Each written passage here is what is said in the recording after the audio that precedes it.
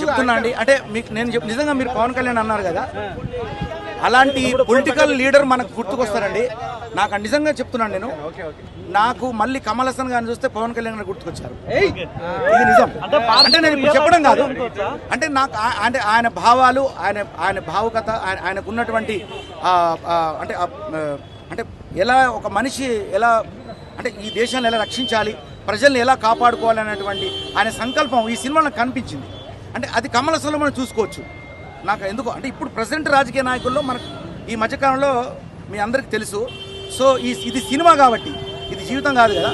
So నిజమైన జీవితంలో పవన్ గారు ఉన్నారు, ఇదే సినిమా జీవితంలో కమల్ హాసన్ గారు కనిపించారు. తెలియదండి, చూస్తేనే కదా అంతే. అంటే నేను ఎక్స్పెక్ట్ చేస్తున్నాను. శంకర్ గారు ఒక మామూలు ఇదిలో లేరండి, ఊపులో.